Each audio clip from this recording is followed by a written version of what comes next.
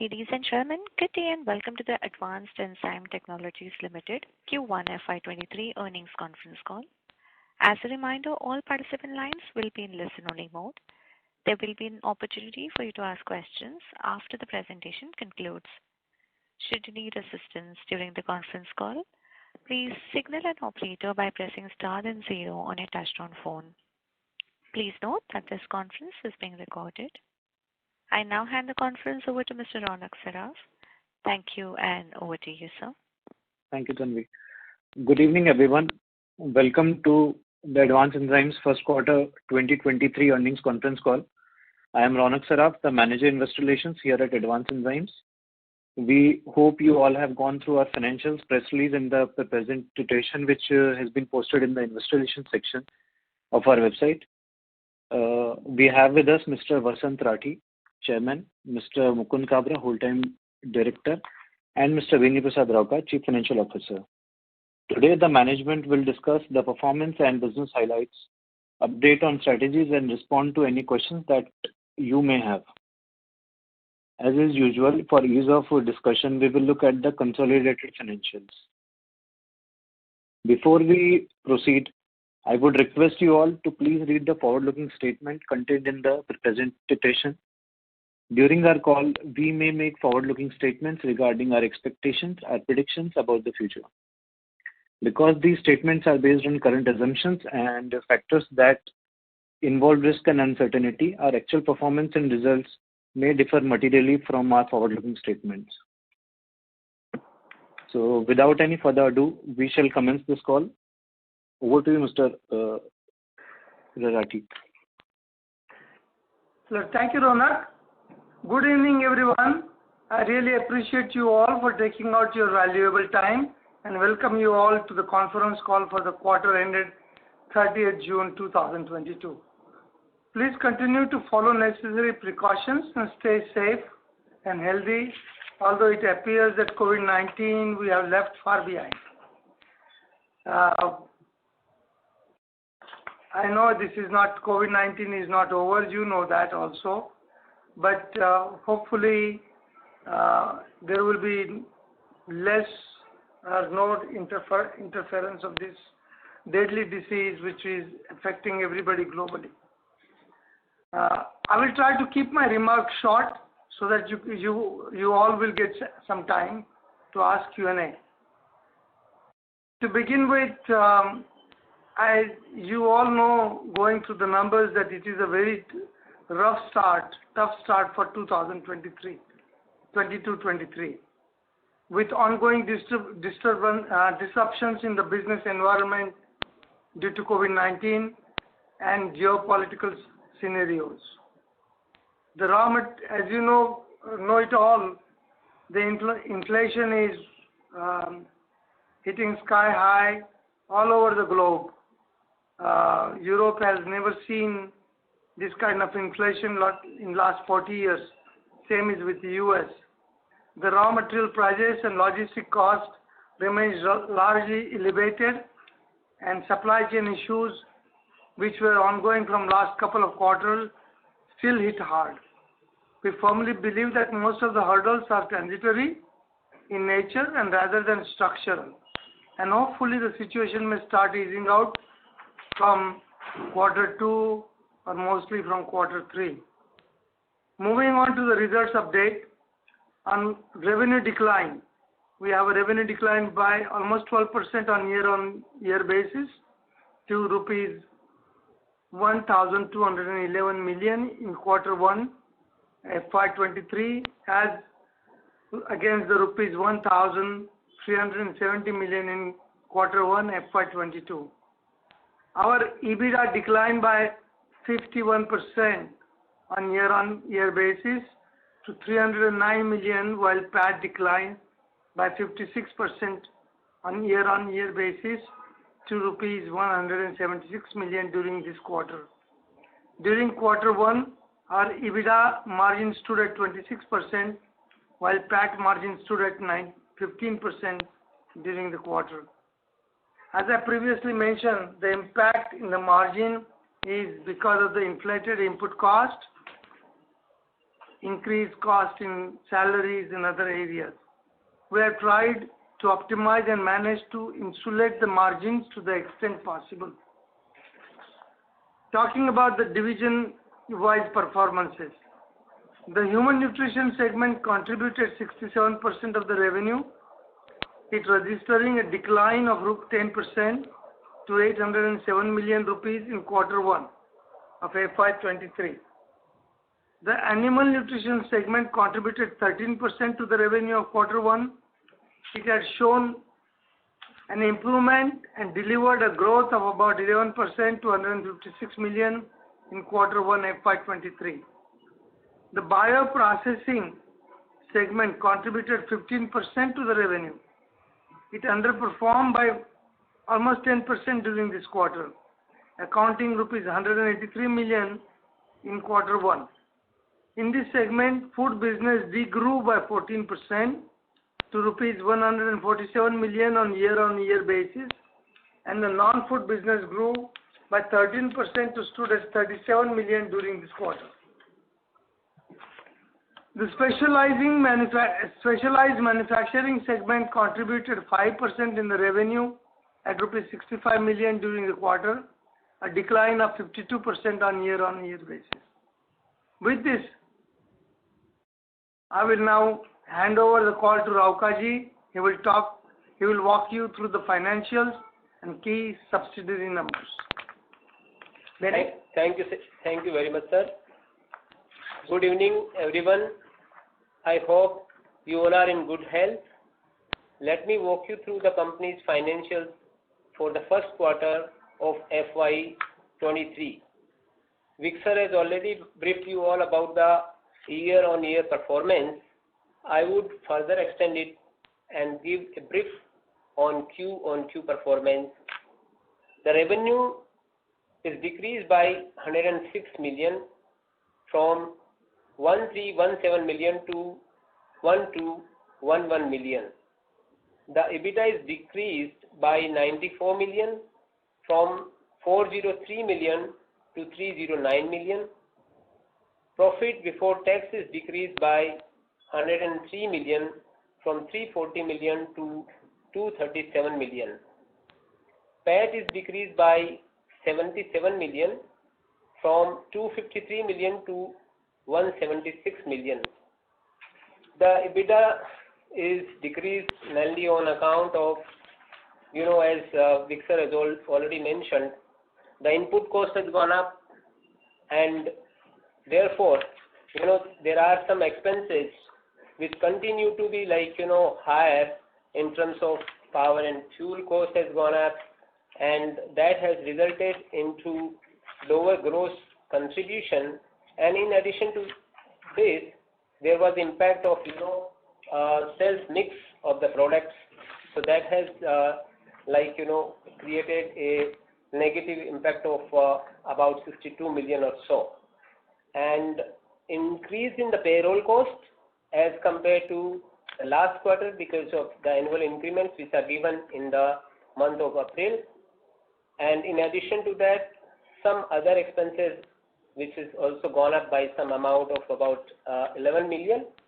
That is because of some mark-to-market losses and also some increased cost on account of consulting. So all this put together has, there is an increase of about 94 million in other expenses. Therefore, the EBITDA, which was 31% in Q4 of last year, it has come down to 26% in this quarter. Now, I would like to talk about the financial numbers of our subsidiary company. A couple of subsidiaries number which we generally share with the investors and our analysts is our performance of our subsidiary Evox. So Evox numbers stood at 69 million in this quarter with a EBITDA of 18 million and PAT of about 8 million as compared to 62 million of top line and negative EBITDA of 10 million and PAT of 21 million negative in last year Q1. So overall, Evox has given a very positive numbers this quarter as compared to Q4 also and as compared to Q1 of last year.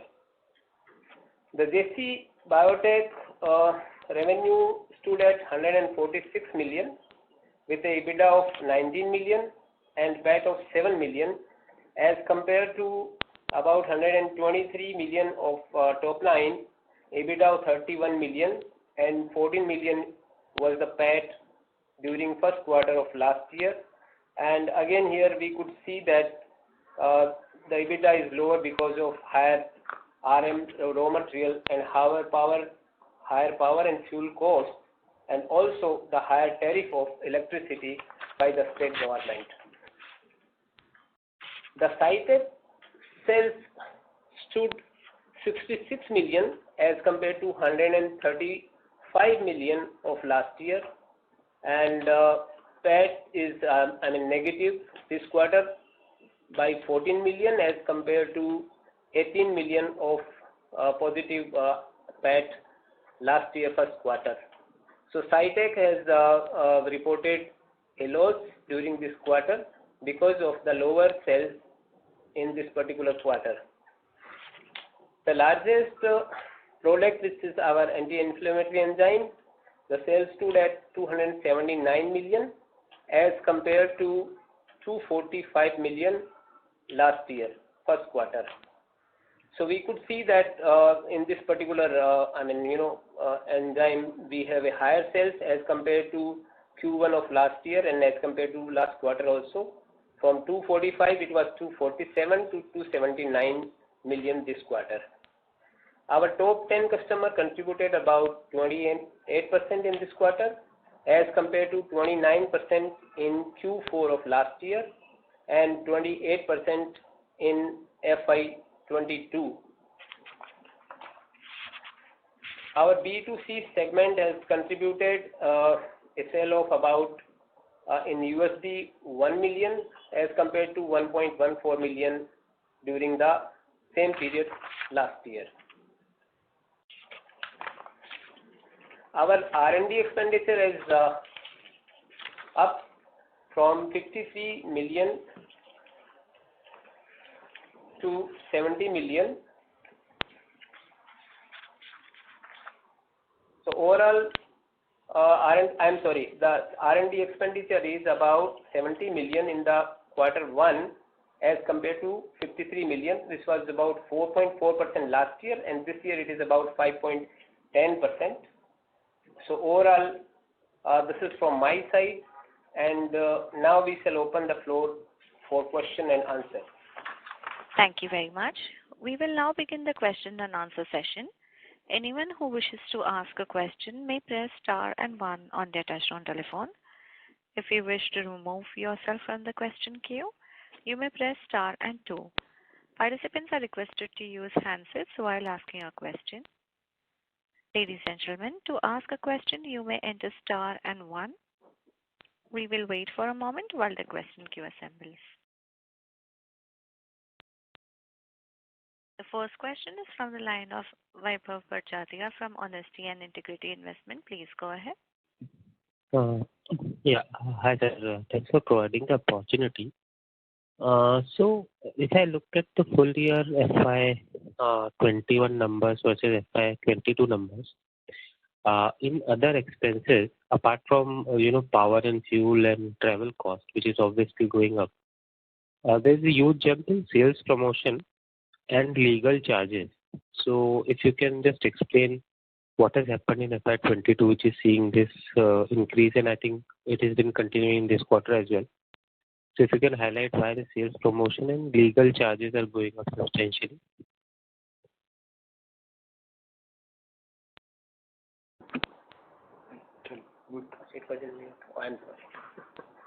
So FY21, it was kind of a year when we have seen unprecedented lockdown throughout the globe.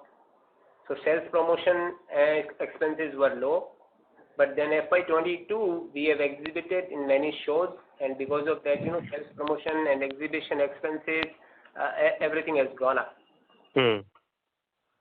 About the second part which is happening in sales promotion is travel cost has gone up exponentially, as probably you are aware of. So, Alright. everything in the travel-related expenses are going up, and after two years, long years, this is the time to meet all the customers again. 2-3 years, which was lost contact loss. So there is going to be a sales and promotion expenses have gone up, and they will continue to go up for a time being. Right. Yeah. And what about legal and professional charges, which has gone up from 11.5 to 15.5 crore in FY22? So legal and professional, when we call it, comprises of even the consulting charges, and of course that includes some kind of outsourcing of some of the technical services and some kind of studies which we get outside. So those expenses are part of legal and professional expenses. So that has gone up because you spend more on number one on technical studies and research and development, and apart from that also couple of legal advices and legal wherever matters are there where we need to really get the experts' opinion, or we need to hire the experts. So those are the reasons of increase in the legal and professional expenses. Okay. Legal expenses will trim down as we move on into this year. They will be lower. This quarter it was on a higher side. Okay. And so secondly, if you can just comment on competition, in which products we are facing competition from advanced vital enzymes. If you can just broadly comment on that, that would be helpful. There is no area where we are really directly competing with advanced vital enzymes. Okay. Okay, that's it from my side. I will come back in the question queue. Thank you. Thank you. Participants, if you have any questions, please enter star and 1.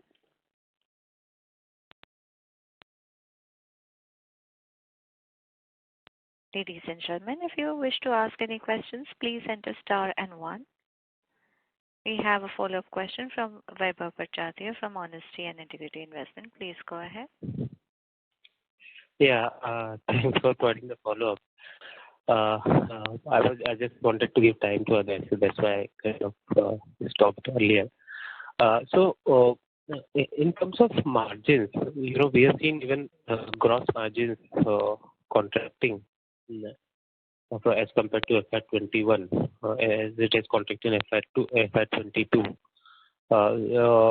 and it is continuing. So is it because of the absolute fall in the realization in some of our products, or is it because the RM cost, raw material cost has increased and we have not been able to pass it through? Vaibhav, it's both. RM cost is up, and it is going to be a slow process to pass on. It's a tough competitive market. But in terms of contraction in you said that it's both in terms of realization contraction and increase in RM cost. So in which areas the realizations are reducing? In which segments or in which product areas the realizations are reducing in absolute terms? Overall, you see that nutritional market, people have plenty of inventories, and there is overall cost going up for them, so they are constantly looking at reducing their cost in other areas, and that comes into the ingredients or supply side of the raw material. So there is a lot of pressure on keeping the cost or cutting the cost while the expenses are going up.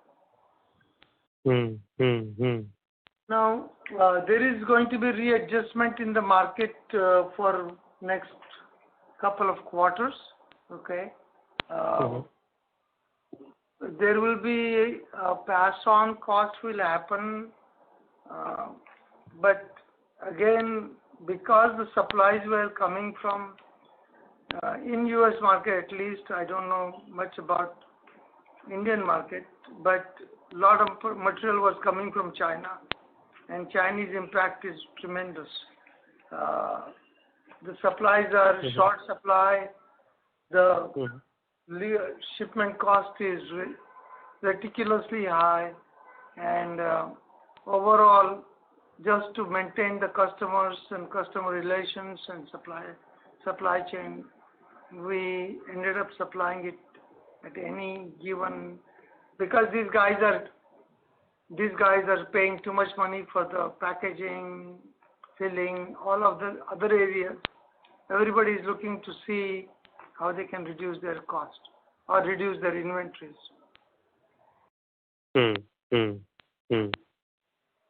Got it. Yeah, understand. Thank you. That's it from my side. Thank you, Vaibhav. Thank you. Participants, if you wish to ask any questions, please enter star and 1.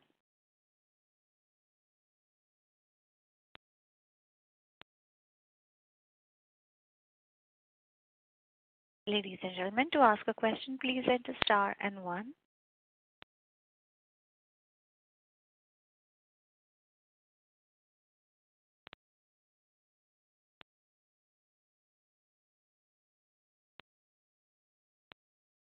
We have a question from the line of Ketan Chheda, individual investor. Please go ahead.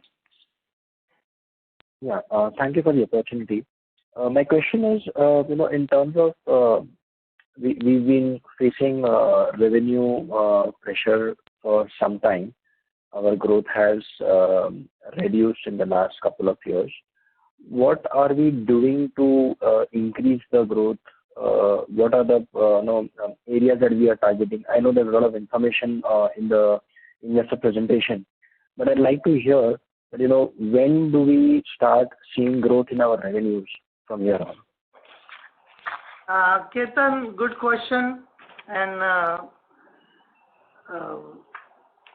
some of the areas which were out of our control in the couple of things which are happening in the global scene. I hope that they are now, hopefully settled shortly, if not completely. But that being the factor, and global scene, don't know what happens with another crisis, or may not be a crisis in future. But considering they are out of our hand, I believe that we should be, in a couple of quarters, we should be able to see the sustainable growth. Okay. So are we seeing uptick in the demand, going forward? Because from Q1 it didn't seem so, but are we seeing an uptick in the demand? We are, as you know, we are in a 3 different segments, right? And we see some great opportunities also, and growth prospect in other markets. Okay. And one last question is, if you could throw some more light on the work that we are doing with some pharmaceutical companies in the area of APIs. I know there is some trials probably, or some work that we are doing to get our products approved with them. If you could throw some light on that area, that what's the status and what is our outlook? When do we expect to get some revenues in these areas? That would be great. Thank you so much. We are progressing well, Vaibhav. The API market is like developing the completion of the R&D and pilots, and then moving into the new molecule. There is an enormous opportunity we see as we go forward, and we are very, I will not say satisfied, but we are very, very pleased with the progress which is happening in that. So, is it possible that sorry to cut you. But there is a great deal of opportunity, and we are the leading suppliers in this marketplace. Okay. So I just want to ask one follow-up question on that. So can we expect to get increased orders in the remaining 9 months of this year from this specific segment? It will start, Ketan, it will start gradually. But we expect some more products to be commercialized this year. Okay. Thank you so much. Thank you. Thank you. Ladies and gentlemen, if you wish to ask any questions, please enter star and 1. The next question is from the line of Gagan Thareja from ASK Investment Managers. Please go ahead. Yeah, good evening, sir. I hope I'm audible. Yes. Yeah. Sir, if I look at your segmental sales, specialized manufacturing has had a sharp drop this quarter. And if I look at it from a geographical composition, Europe and others have had a severe drop. So if you could help us understand, both segmentally and geographically what happened.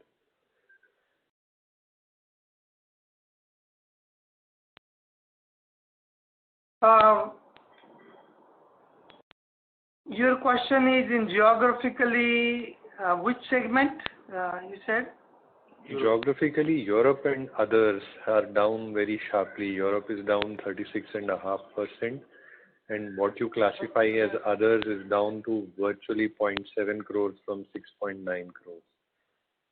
Again, like this Europe business, these orders are not all the time like divided into the quarter wise. Sometimes it's on a higher side, sometimes it's on a lower side.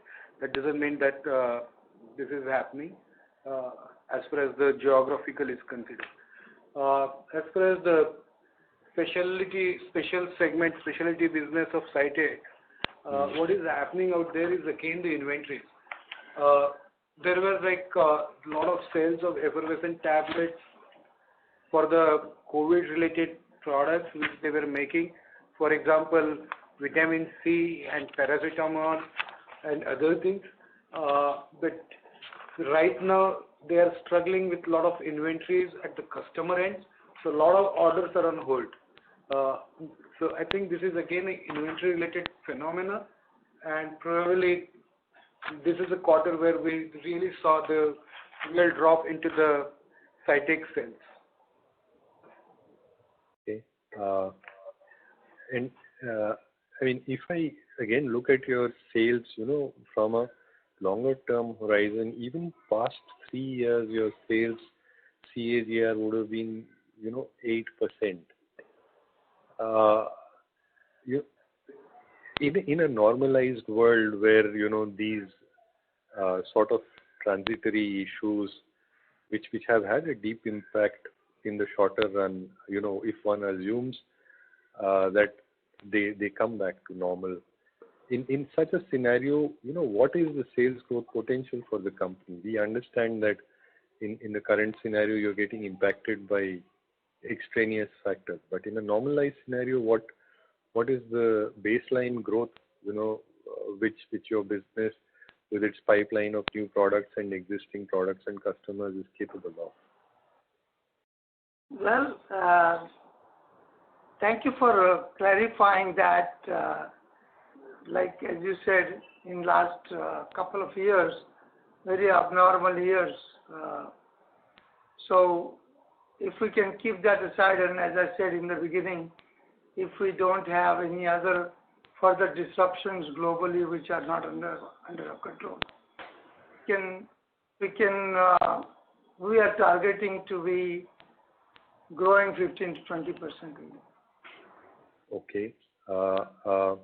And if you could, I appreciate that you've given us that number at least, which helps us understand where you are headed. But if you could also, elaborate a little more and give us some idea, on the roadmap and how you expect to achieve that.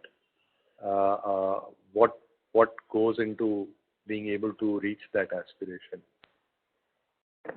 Glad to hear that. See, there are there are three segments which we have clarified to you, right?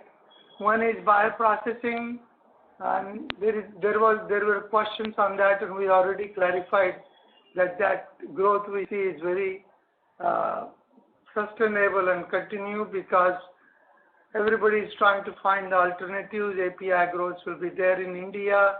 Everybody is trying to get away from China supplies, and there is a great deal of prospect to grow substantially beyond 15-20%. The second market segment which we are in, food processing area, and we see several products approvals. It takes time to get approval and yearly contracts. So we are doing extremely well on that particular front on Q, R&D, etc. And we see substantial growth in that segment also. Third one is animal feed area, where we are saying we have placed a lot of various different key things in the global marketplace. We have signed an agreement with the Sumitomo Chemicals, Japanese subsidiary in USA as an exclusive marketing sales company. And similarly, several other areas are moving forward on that particular front, and you will see a substantial growth. Human nutrition, we are also looking at B2C market growing considerably than the current place, and as far as B2B market, we think it will continue to grow also after the initial inventory hurdles, because the US is still strongly growing, and there is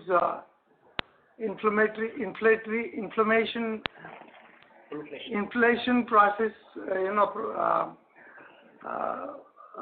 is still on, but we feel that we have a excellent chance of growing.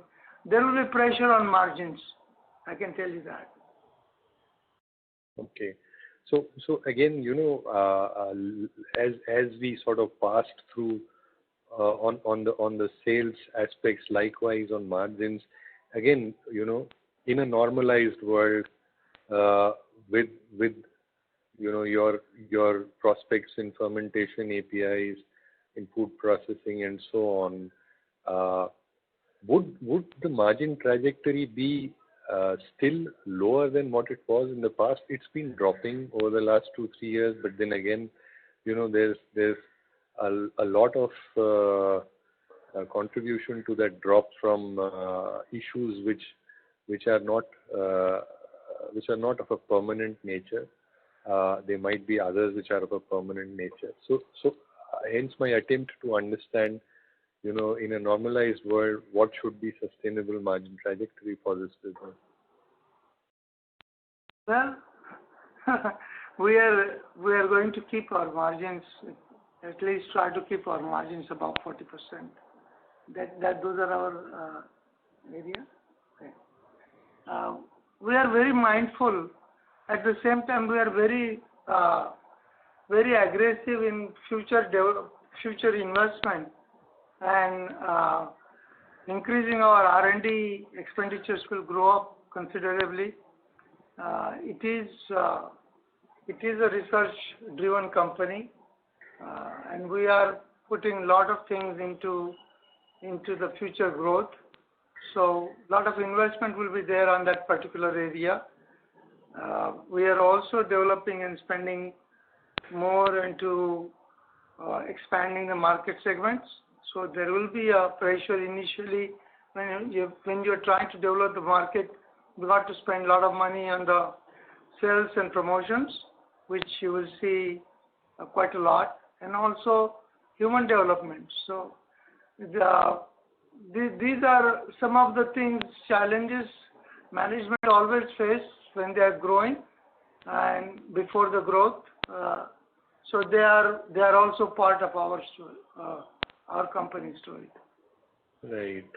So what should be a reasonable timeline to expect, over which you can these efforts that you're putting in start bearing fruit? Is it going to be 1 year? Is it going to be 2 years before the consequences of these efforts start showing up? How should we think about that?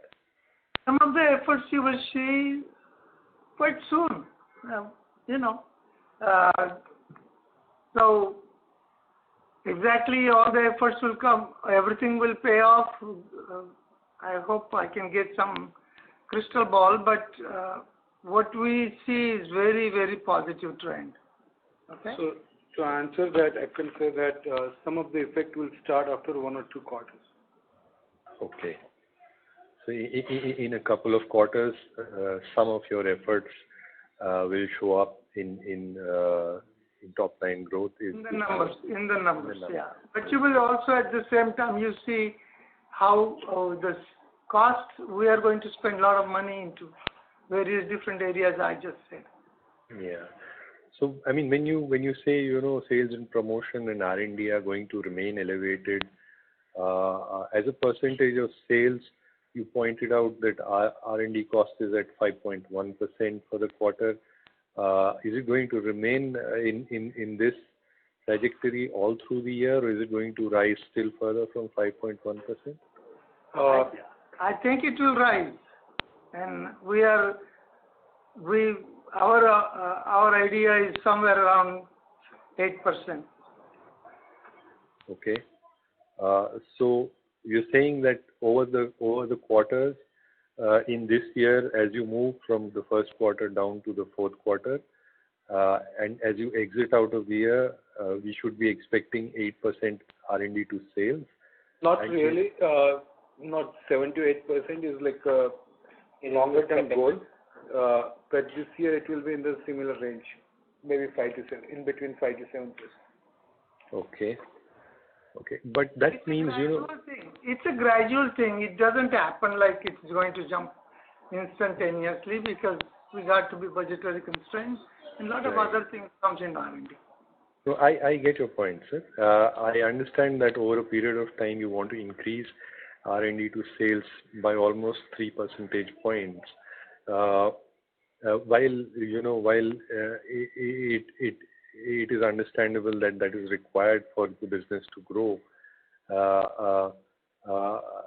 should it then not mean that a baseline margin trajectory would probably be lower than 40%, unless of course that R&D starts to give you return on investment in a short time frame? Benny? Yeah, well, there will be, some kind of a pressure, of course, as you mentioned, because, when you spend more on R&D from 5 to 3%, so 3% has to come, through your incremental revenues. But the good part of our business is, once we cross the threshold, and after that, most of the time we have seen our margins are really, pretty decent. So we should be in a position to maintain our, the EBITDA margin which we have been talking about of say 40% or so. But yes, on quarter to quarter, suppose my R&D in a particular quarter is 8%, probably, the EBITDA margin could be 37%. So overall, if we really look at it, it will be in the same range, Right. I get that, sir. But when we are talking of this margin, at what juncture or what time frame, do we get to that margin? Because currently we are so I'll explain you. What happens is, you are right, absolutely. I mean, everyone wants to have a good margin. Of course, we are also working for that. The sales mix of, our sometime, that also creates this kind of a situation, For a quarter, some of the products sale is, higher, so you get a better EBITDA margin. So that's what I am saying. Overall, when you look at the entire year, I mean, it gives you a fair idea, yes, in what range we are going to be.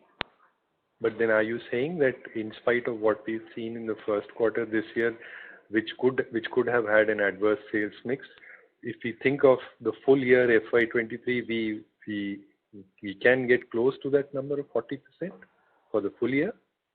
I mean, we have another 9 months to go. So we are like, that's what is like, of course, we will try to see that, we go close to at least the margin which we have last year at least.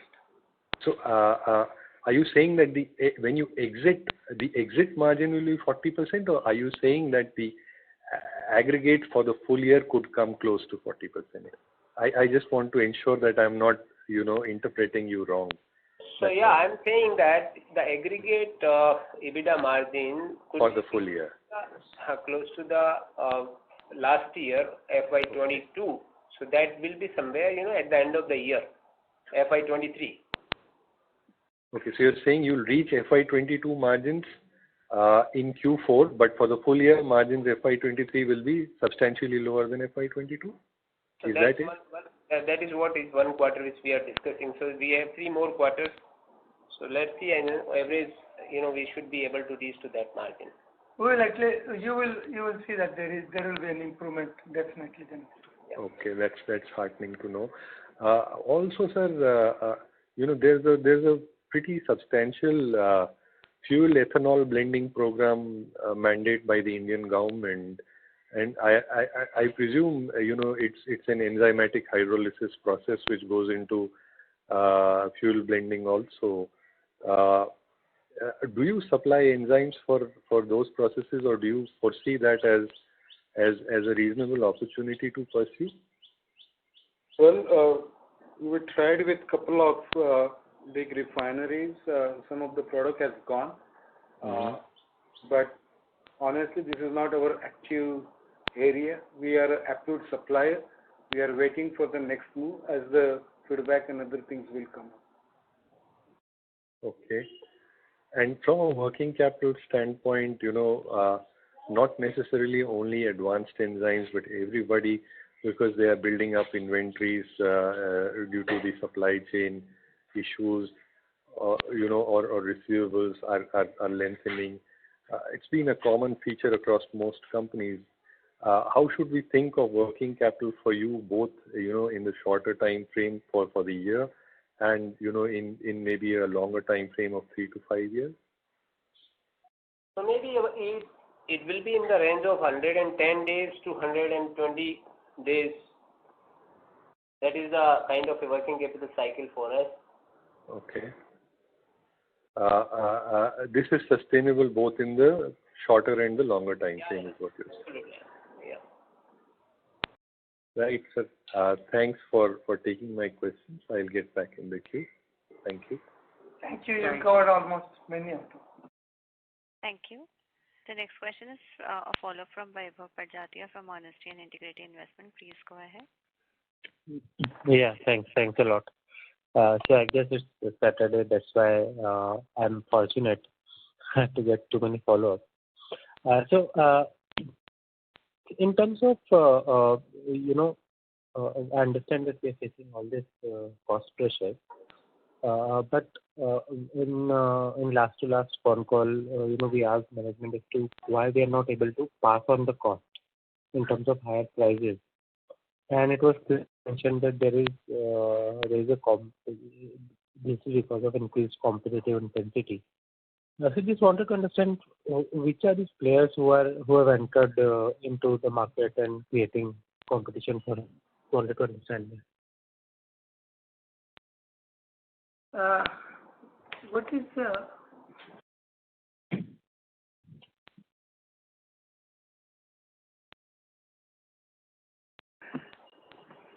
it's a high margin area now. Everybody is trying to enter into it. So you will see that there are a lot of major players also is going to jump into it, into international market.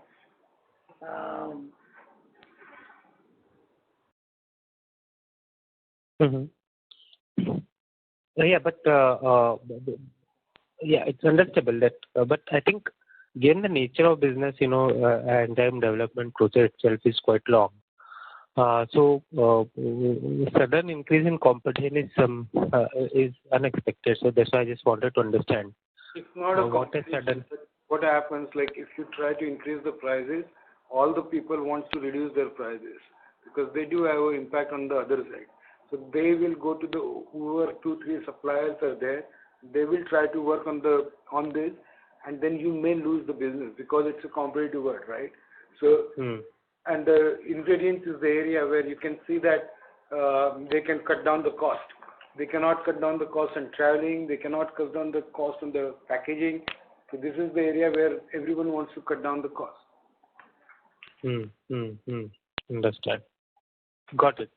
And lastly, on the cash that we have, so we continue to build on cash, and understand that there will be some investments that we will do, but even accounting for that investments will continue to have very good amount of cash generation, given the profitability is reasonably good even at this declined level.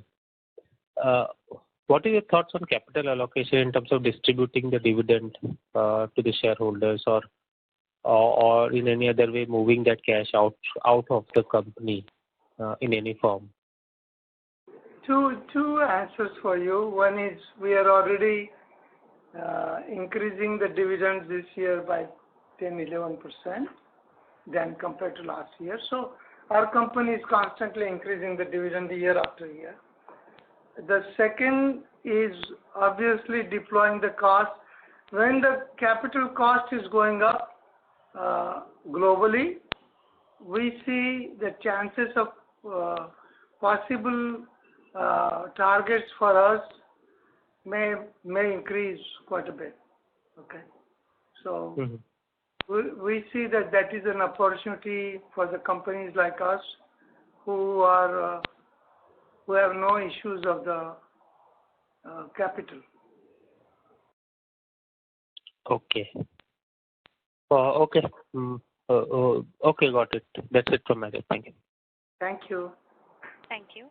We have a follow-up question from the line of Gagan Thareja from ASK Investment Managers. Please go ahead. Yeah, thanks for taking the follow-up question. I said two questions. One, the other operating expenses are up quite sharply for the quarter.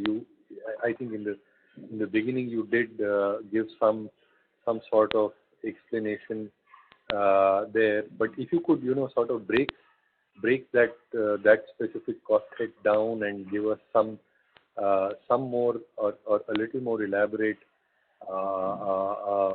understanding of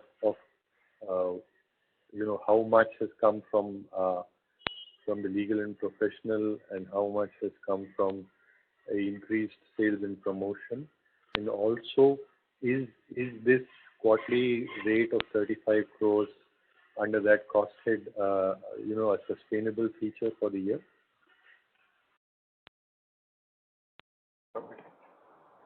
Benny? Yeah.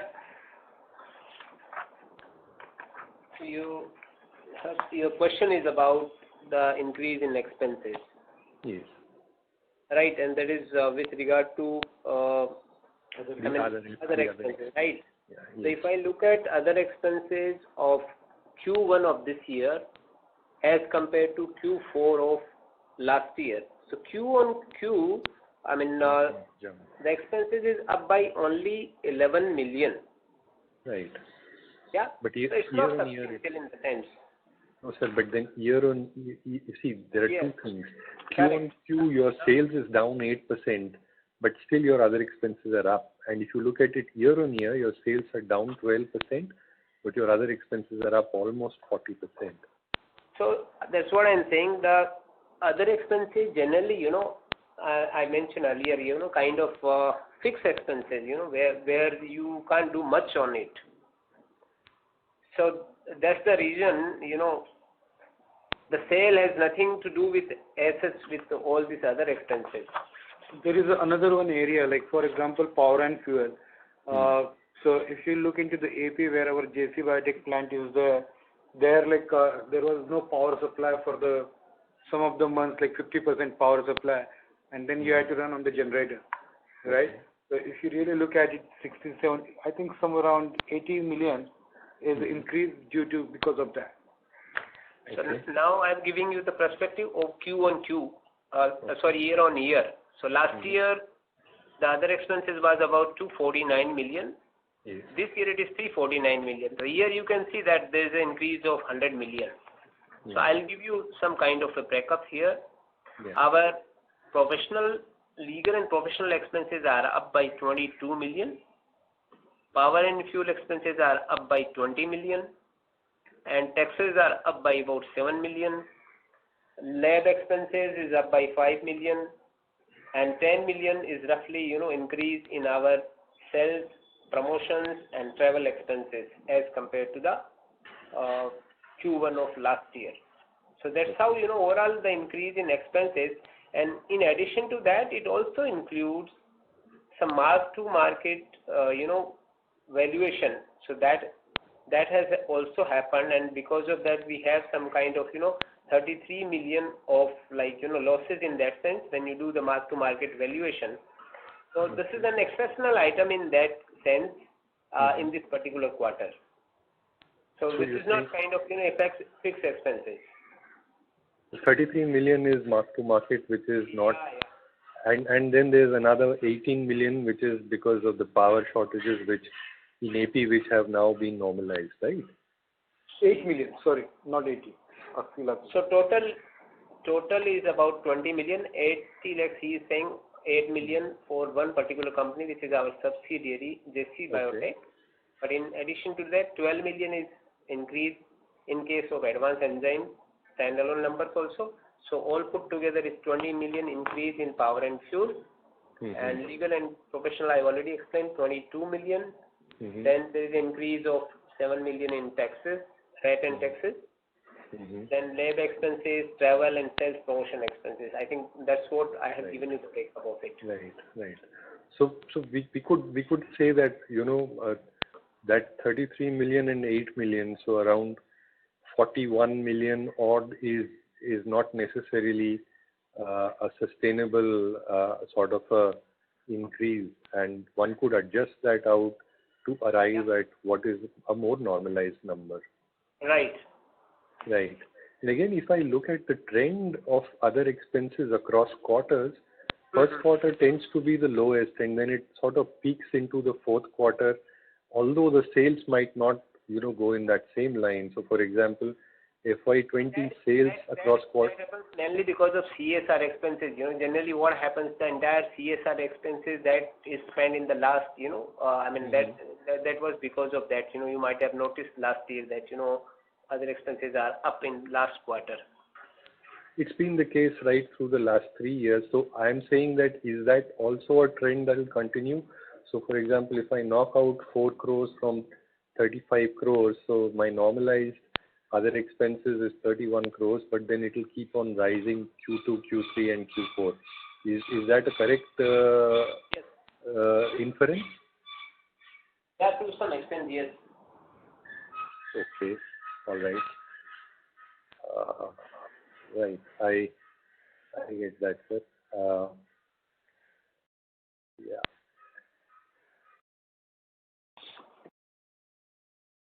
And on tax rates, how should we think of tax rates? Because I think your tax rates are, while they are stable, they are not in the 25 or 26% bracket.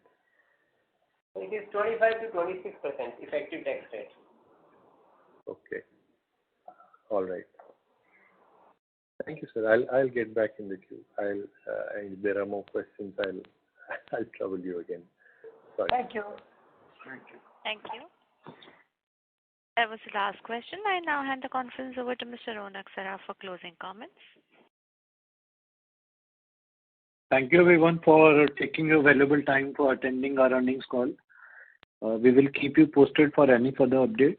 I request you all to kindly send in your questions that may remain unanswered. An audio recording and the transcript of this call will be uploaded on our website in due course. Looking forward to host you all in the next quarter. Till then, stay healthy, stay safe. Thank you. Thank you. On behalf of Advanced Enzyme Technologies Limited, that concludes this conference. Thank you for joining us, and you may now disconnect your